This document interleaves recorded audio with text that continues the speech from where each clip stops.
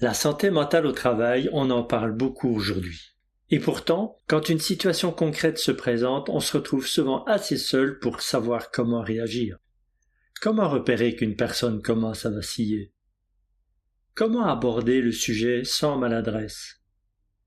Et que faire concrètement quand on porte aussi une responsabilité d'équipe ou d'organisation?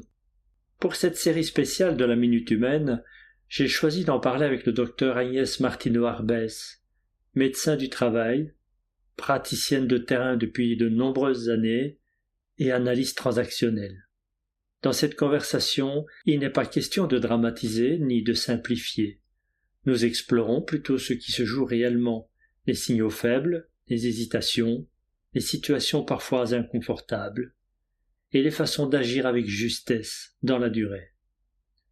Vous n'entendrez pas ici de solutions miracles, simplement des repères, de l'expérience et des pistes pour réfléchir, que vous soyez directement concerné ou en position d'accompagner d'autres personnes.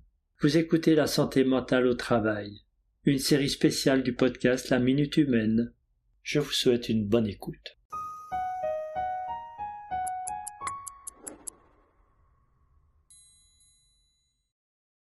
Bonjour Agnès. Bonjour Xavier. Nous voilà pour le 3e épisode sur la santé mentale au travail. Je te remercie une fois de plus d'être présente pour ce podcast que je destine aux dirigeants, aux managers qui sont à devoir accompagner des gens qui ont peut-être des soucis de santé au travail. Je suis ravie d'être ici avec toi. Merci pour cette invitation. Avec grand plaisir. Et donc, le thème de cet épisode, c'est comment accompagner une personne qui est en difficulté. Nous avons vu dans le premier épisode comment détecter cette personne. Dans le 2e épisode, nous avons vu comment l'aborder. Et aujourd'hui, nous allons regarder ensemble comment l'accompagner. C'est difficile pour un manager de tenir le rôle d'accompagnant de personnes en difficulté. Et c'est difficile parce que ce n'est pas prévu dans la mission d'un manager. Sauf que c'est une responsabilité. Un manager, réglementairement, est responsable du bien-être de ses équipes, des membres de son équipe, du bien-être, de la sécurité, de la santé de ces personnes au travail. Néanmoins, il n'est pas assistant social, il n'est pas médecin, il n'est pas infirmier. Comment faire pour accompagner une personne en difficulté de son équipe? Eh bien, la première chose à faire, et surtout à savoir, c'est de connaître le réseau interne qui va prendre en charge, à qui vous allez orienter la personne en difficulté. Parce que c'est une évidence, mais ça va mieux en le disant, ce n'est pas vous qui allez l'accompagner pas à pas dans sa difficulté pour la faire aller mieux. Votre rôle de manager, c'est de vérifier que cet accompagnement se déroule bien dans le cadre de son travail, que cet accompagnement est adapté à l'activité et qu'on a adapté l'activité à sa difficulté de santé. Donc vous orientez, dès que vous avez repéré cette personne, dès que vous lui en avez parlé, vous orientez vers le réseau interne. Mais qu'est-ce que c'est le réseau interne de l'entreprise? À qui on s'adresse? La première personne à qui vous pensez, naturellement, et c'est une des personnes du réseau interne, c'est la chargée ou le chargé de ressources humaines. Même si les chargés de ressources humaines n'ont pas pour mission d'être accompagnants d'une personne en difficulté, la mission des chargés de ressources humaines, c'est d'aider les managers à épauler leurs collaborateurs. Donc c'est important que vous vous adressiez au chargé de ressources humaines, mais le chargé de ressources humaines n'a pas pour mission d'accompagner la personne. Elle a pour mission de vous accompagner et de l'accompagner pour que la poursuite de l'activité se fasse dans de bonnes conditions. Le 2e relais important, c'est le médecin du travail. Qu'il soit interne à l'entreprise ou externe à l'entreprise, vous devez solliciter le médecin du travail pour orienter la personne en difficulté. Donc vous devez connaître les coordonnées du médecin du travail de votre équipe, qui est aussi votre médecin du travail, les coordonnées du service de santé au travail auquel votre entreprise adhère. Pourquoi solliciter le médecin du travail? Eh bien tout simplement parce que c'est son rôle de faire un diagnostic, de recevoir cette personne et de faire les recommandations nécessaires, soit à une orientation vers la médecine de ville si la santé est trop altérée pour un arrêt de travail, soit de faire des recommandations d'aménagement de poste pour que la personne se retrouve dans des conditions où elle peut restaurer ses équilibres pendant un temps donné. Quand vous orientez une personne en difficulté de votre équipe vers le médecin du travail, vous devez le faire en prenant votre téléphone, mais aussi en écrivant. Vous devez tracer cette orientation. Et je vais expliquer pourquoi c'est important de le tracer.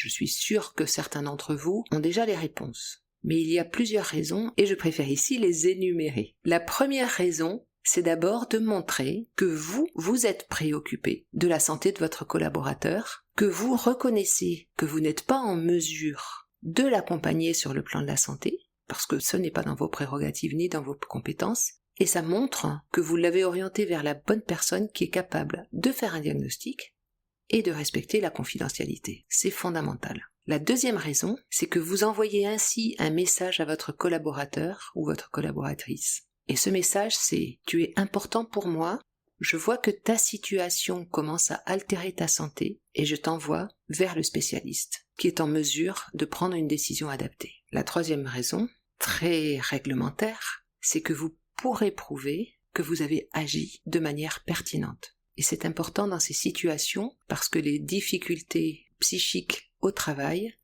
peuvent parfois aboutir à des situations très graves. Tu as un exemple d'une situation très grave? J'ai un exemple. J'ai l'exemple d'un manager qui avait dans ses troupes quelqu'un qui avait exprimé une idée suicidaire, de manière indirecte. J'en parlais lors du premier podcast. Ces signaux, ces messages verbaux indirects. Et cette fois-là, cet homme avait dit à son manager « Hier, j'ai écrit mon testament ». Message indirect, très reconnaissable et facilement compréhensible. Et donc, ce manager, très décontenancé et très inquiet, très anxieux pour son collaborateur, lui avait dit « Ah mais attends, mais qu'est-ce que tu me dis? Il faut que tu ailles voir ton médecin, ça va pas du tout, je veux que tu ailles voir ton médecin, hein? Donc, si tu veux, tu prends ton après-midi, mais surtout tu vas voir ton médecin. » Bonne intention, et finalement, intention assez pertinente. Sauf que il a parlé du médecin sans préciser lequel. Je ne suis pas sûre qu'il savait de quel médecin il parlait. Et donc il lui a simplement recommandé ça. Et la personne n'est pas allée voir son médecin. Et elle a fait un passage à l'acte. C'est une histoire qui a fini mal. Et le manager ne s'en est quasiment jamais remis. Alors qu'il avait fait quelque chose d'adapté, mais pas suffisamment précis, pas suffisamment cadré. L'épisode que je viens de raconter est dramatique et heureusement, ce n'est pas courant. Ce qui est plus courant, ce sont les personnes en difficulté qui expriment du mal-être et qui s'entendent répondre par leur manager « Tu as vu un médecin? Il faudrait que tu voies le médecin du travail. » ou « Je vais en parler au RH. » Et puis, rien ne se passe, pas vraiment. Là, l'accompagnement dont je vous parle, ce que je suis en train de décrire, c'est un cadrage. Vous devez le voir comme un processus. J'ai repéré la personne en difficulté par ses signaux faibles. Je lui ai dit que j'étais inquiet pour elle, je suis allée vers elle, je lui ai dit que j'étais inquiet et que je l'orienterais vers le médecin du travail. Et maintenant, je l'oriente vers le RH, mais aussi vers le médecin du travail, et pour que cette orientation soit effective, non seulement je le lui dis, non seulement j'appelle par courtoisie le médecin du travail, mais je l'écris pour tracer que j'ai demandé cette visite auprès du médecin du travail. Et dans le code du travail, cette visite a un nom. Et retenez-la, elle est très importante. Ça s'appelle une visite à la demande de l'employeur. Donc, vous libellez votre mail, votre courrier, en objet « Visite à la demande de l'employeur pour personne en difficulté ». Et vous faites un mail très court au médecin du travail pour lui dire « Monsieur ou Madame X dans mon équipe présente des difficultés qui me préoccupent. Je souhaite que vous le receviez en visite médicale rapidement. Pourrez-vous, s'il vous plaît, me fournir un rendez-vous. Merci. Je suis à votre disposition pour plus de précision. » Et vous envoyez ce mail au service de santé au travail à votre médecin du travail. Vous en informez votre collaborateur. Les autres personnes, les autres fonctions que vous devez connaître dans le réseau interne de l'entreprise, ce sont les partenaires sociaux. Vous devez aussi pouvoir discuter avec eux quand ils viennent vous voir et vous disent « Il y a telle ou telle personne qui ne va pas bien dans votre équipe. » C'est typiquement quelque chose que vous devez pouvoir faire avec des partenaires sociaux en tant que manager. En revanche, si la personne de votre équipe n'est pas demandeuse, il est hors de question que vous en parliez à un délégué du personnel parce qu'il s'agit de confidentialité et de respect de la confidentialité. Néanmoins, il est important que vous sachiez que ce sont aussi des acteurs de santé qui peuvent faire partie du réseau interne. À partir du moment où votre chargé de ressources humaines est au courant, le médecin du travail est au courant, à ce moment-là, vous allez pouvoir organiser l'activité de ce collaborateur en difficulté. Si jamais ce collaborateur est mis en arrêt de travail à la demande du médecin du travail, par un médecin de ville, à ce moment-là, il faudra préparer son retour avec le médecin du travail en prévoyant d'éventuels aménagements de poste ou restrictions d'aptitude, mais aussi avec le chargé des ressources humaines si jamais il y a un travail à faire, une recommandation de réduction du temps de travail ou un mi-temps thérapeutique ou que sais-je. Si la personne n'est pas mise en arrêt de travail, mais que le médecin du travail préconise des aménagements d'activité, des aménagements de temps de travail ou du télétravail ou une réduction de la charge, c'est un sujet qui doit être discuté entre le manager, le médecin du travail et le chargé des ressources humaines. Pourquoi ? Pourquoi est-ce nécessaire qu'il y ait ces 3 fonctions autour de la table ? Non pas pour dévoiler un quelconque secret médical. Les aspects médicaux de l'état de santé sont du ressort du secret médical. En revanche, là où se doit être discuté, c'est l'organisation de l'activité de cette personne qui est en difficulté. Organiser l'activité de telle façon que ce soit écologique pour elle dans l'état où elle se trouve à l'instant présent. Si la raison de ces difficultés, c'est la surcharge de travail, vous allez chercher naturellement à réduire sa charge. Si la raison de ces difficultés, c'est un conflit interpersonnel avec un collègue ou une personne dans le travail, vous allez chercher à traiter ce conflit, etc., etc. En fonction des causes de la difficulté, autrement dit des facteurs psychosociaux de la difficulté, l'aménagement de l'activité et les recommandations du médecin du travail notamment seront différentes d'une situation à une autre. Mais comme ces aménagements peuvent impacter toute l'équipe, il est important que ce soit discuté avec vous et avec le chargé de ressources humaines, en tout respect de la confidentialité du secret professionnel bien entendu. Donc tu as cité 3 fonctions qui font partie donc du réseau interne, c'est cela ? Oui. Donc c'est le manager, c'est la responsable... Chargé de ressources humaines. Voilà, chargé de ressources humaines et le médecin du travail. Et le médecin du travail. Et la personne en difficulté. Bien entendu. Elle fait partie du système. La personne en difficulté fait partie du système et c'est très important de ne pas la maintenir dans une passivité. On peut avoir une santé altérée, mais rester acteur de son destin professionnel. Et c'est pas on peut, c'est on doit. Oui. Tant qu'on n'est pas en arrêt de travail, il est important d'être impliqué dans son devenir, dans son évolution. D'abord parce que c'est important de comprendre ce qui nous arrive, c'est important d'exprimer ses besoins, et c'est important aussi d'exprimer si ça ne va pas. Donc, cette discussion sur l'aménagement de l'activité, l'aménagement du temps de travail, l'instauration d'un télétravail, l'instauration d'un temps partiel thérapeutique éventuellement, il y a tout un tas d'aménagements possibles dans ces situations-là. Je ne peux pas les citer toutes ici. Il est important que tout ça soit discuté, et discuté avec les acteurs de santé de l'entreprise que je viens de nommer, parce que ce sont des acteurs de santé, et la personne concernée. Et tu as mentionné aussi le rôle des membres du CSE. Oui. Ce serait un 5e acteur ? Ne le mets pas au conditionnel, c'est un 5e acteur, bien entendu. Les partenaires sociaux, les membres du CSE et de la CSSCT, a fortiori, puisque c'est typiquement la mission de cette instance, santé, sécurité, conditions de travail, sont des acteurs précieux, sont des partenaires précieux dans l'instauration de conditions de bien-être au travail. Pour les cas individuels, ils interviennent de temps en temps, ponctuellement. Ils ne sont pas forcément dans la boucle dès le démarrage de l'accompagnement si la personne ne le souhaite pas.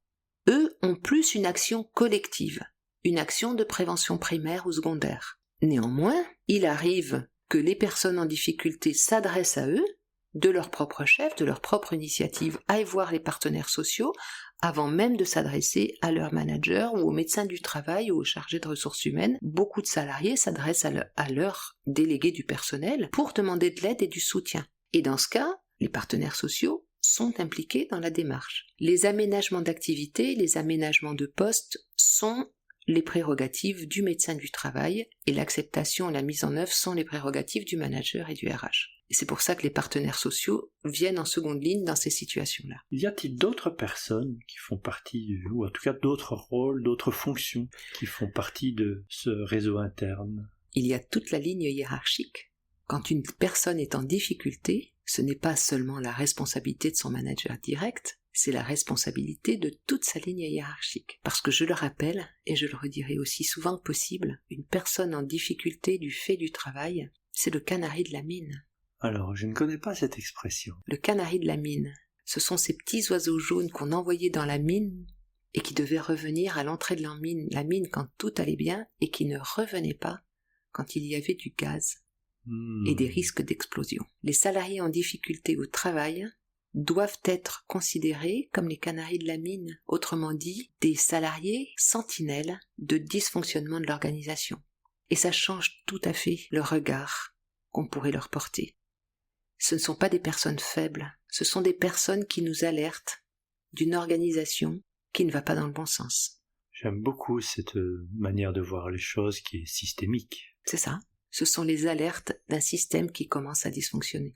On pourrait dire que cette personne en difficulté a une sensibilité qui va être justement touchée par le système en difficulté et qui explique pourquoi tout le monde n'est pas dans la même difficulté et qu'il serait le symptôme de cette organisation en difficulté elle-même. On ne peut pas le dire comme ça parce que ça signifierait qu'il y a des personnes sensibles qui vont être victimes d'une organisation défaillante et d'autres moins sensibles qui ne seront pas victimes. Et l'équation n'est pas réelle. Ça n'est pas comme ça que ça fonctionne dans la réalité. C'est plus une personne qui, à un moment donné de son histoire, présente une vulnérabilité face à certaines circonstances. Et ce n'est pas du tout la même chose, parce que nous sommes tous susceptibles d'être un jour cette personne qui vit une période de vulnérabilité et qui se retrouve face à une organisation pathogène pour elle à ce moment-là. Oui, donc là, l'organisation devient le contexte qui déclenche une vulnérabilité de la personne.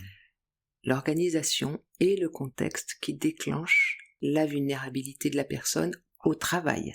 Et c'est de la responsabilité de cette organisation de traiter cette problématique. Absolument, c'est tout à fait ça. Voilà. Merci Agnès, plaisir de nous retrouver dans un prochain épisode. Merci à toi Xavier, merci beaucoup. Au revoir. Au revoir.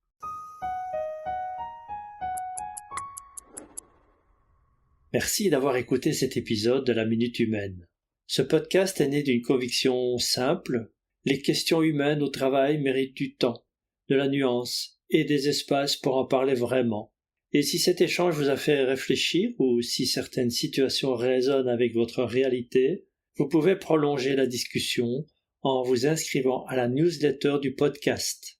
J'y partage les rendez-vous qui sont liés à la Minute Humaine, comme des webinaires pour approfondir les sujets abordés, des temps d'échange pour poser vos questions, des formations, des cercles de parole, ainsi que des ressources pour continuer à explorer ces enjeux. L'inscription est gratuite et elle permet surtout de rester en lien autour de ces conversations. Je suis Xavier Eloi, créateur de la Minute Humaine, aux côtés du Dr Agnès Martino-Arbès, qui rappelle souvent que la santé mentale n'est pas un sujet à part, elle constitue le socle vivant des organisations. Alors je vous dis à très bientôt pour un prochain épisode.